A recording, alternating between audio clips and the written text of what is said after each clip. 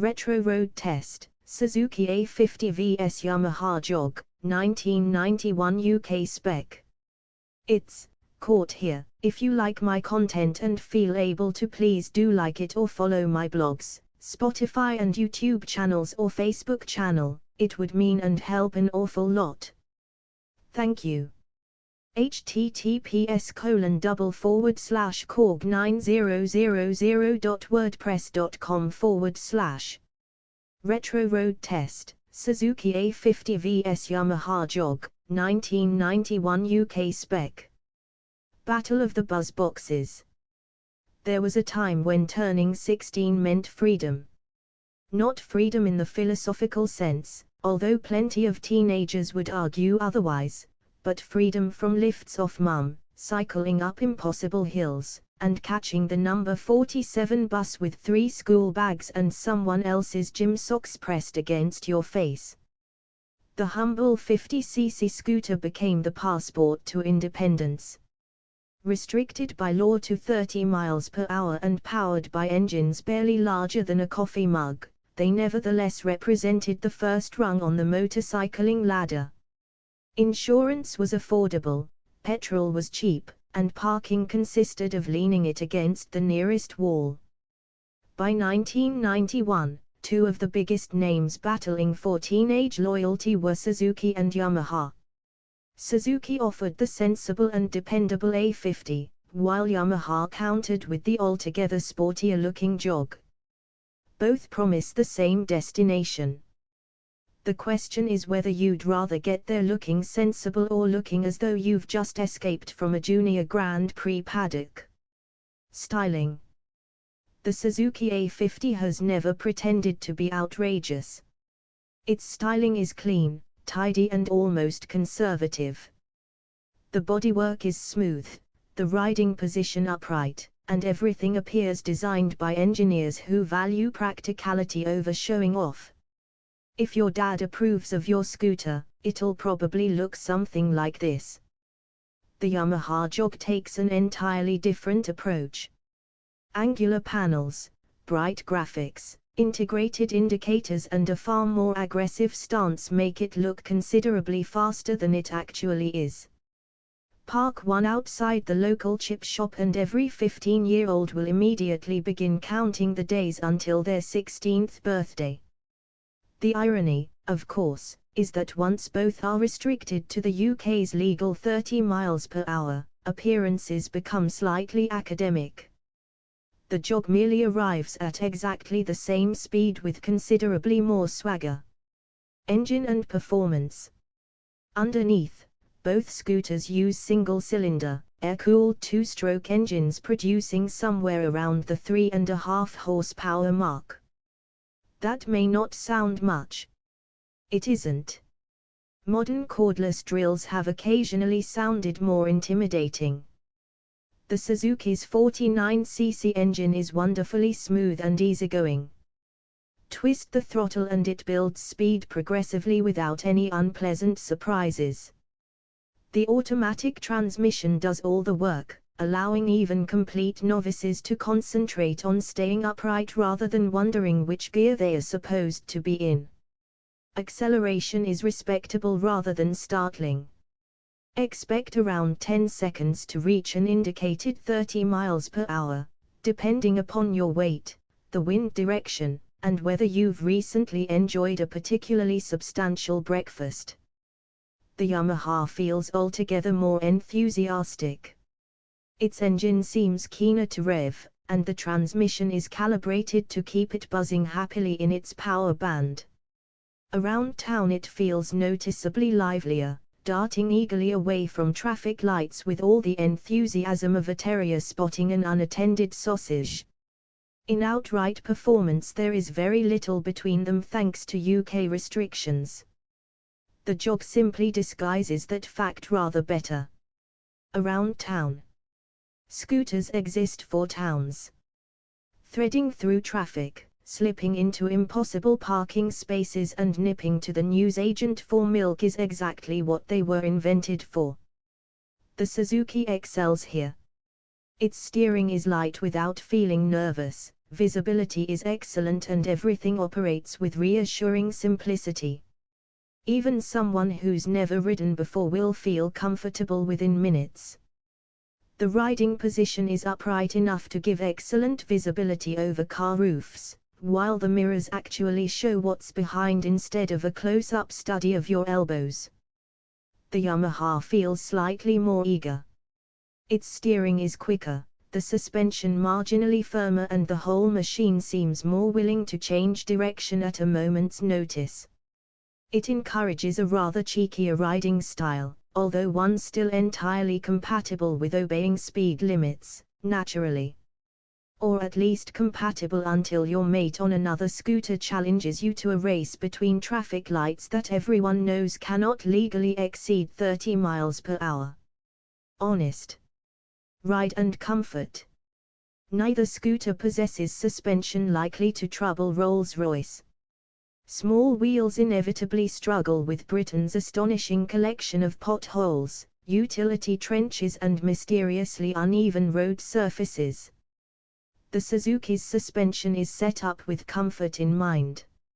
It absorbs everyday bumps competently, and the seat is broad enough to remain comfortable on journeys longer than you might expect. Riding across town causes no complaints whatsoever. The Yamaha's firmer suspension offers slightly sharper handling but transmits more bumps to the rider. This isn't uncomfortable exactly. It's simply a reminder that fashion occasionally comes at the expense of comfort. Passengers? Well, technically yes. Practically, they'd need to be someone you like rather a lot. Handling? Neither machine weighs much more than an enthusiastic Labrador. That makes them delightfully easy to maneuver. The Suzuki feels stable and predictable, inspiring confidence immediately. New riders will appreciate how forgiving it is, especially during slow-speed maneuvers or U-turns that would otherwise become unexpectedly educational. The Yamaha feels noticeably sportier. It turns into corners with more enthusiasm and feels happier being hustled along twisty suburban roads. It won't embarrass a sports motorcycle, but then neither will a shopping trolley. Still, among 50cc scooters, the Jog genuinely feels entertaining. Tire grip on both machines is perfectly adequate provided you remember one fundamental truth. Painted white lines in the rain possess approximately the same grip as buttered ice. Brakes. Stopping power is adequate on both machines. The front drum brake found on many UK examples demands a determined squeeze, while the rear provides useful assistance in slowing proceedings without too much drama. The Yamaha's braking feels marginally sharper, although neither scooter will convince anyone they're piloting a superbike. Fortunately, at 30 miles per hour, there's considerably less kinetic energy to dispose of than there is on something wearing fairings and race numbers. Planning ahead remains an excellent idea. Economy. Here's where both scooters become genuinely impressive. Fuel consumption comfortably exceeds 90 miles per gallon under normal riding and can creep well into three figures if ridden gently. The petrol tank lasts surprisingly well, while servicing remains refreshingly inexpensive.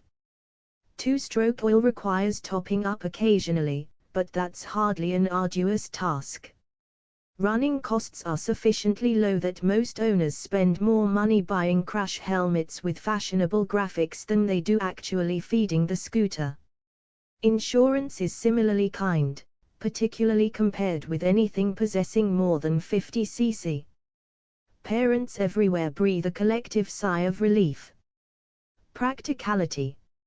Storage is always useful on a scooter. The Suzuki provides enough room beneath the seat for waterproofs and assorted odds and ends, while a handy luggage hook proves surprisingly useful for shopping bags.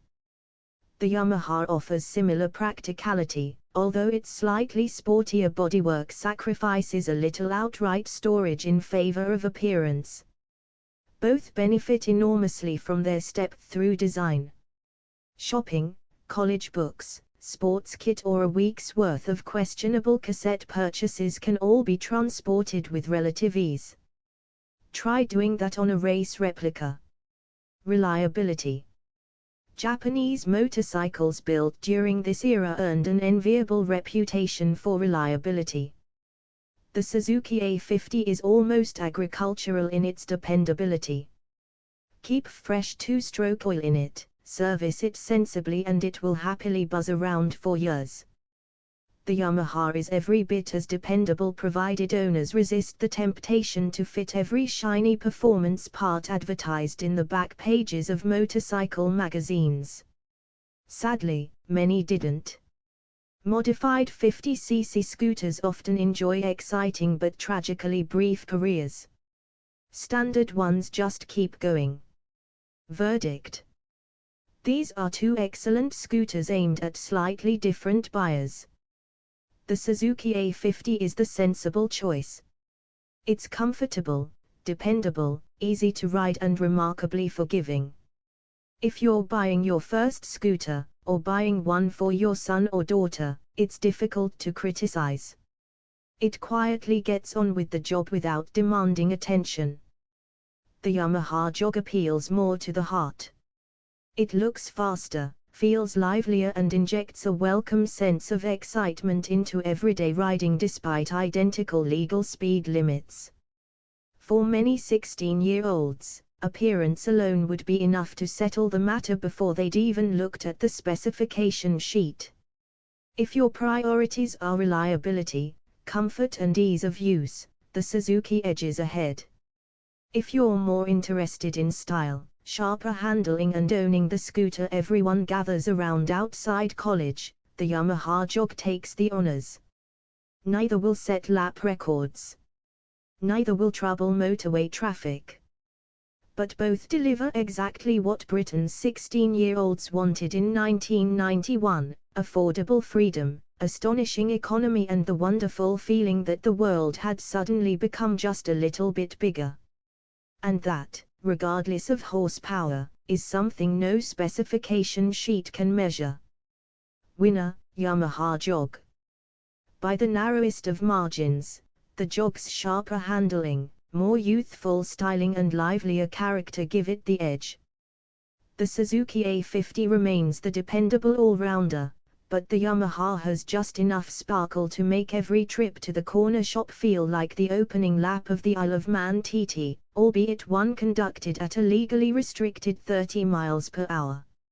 It's caught here. If you like my content and feel able to, please do like it or follow my blogs, Spotify and YouTube channels or Facebook channel, it would mean and help an awful lot.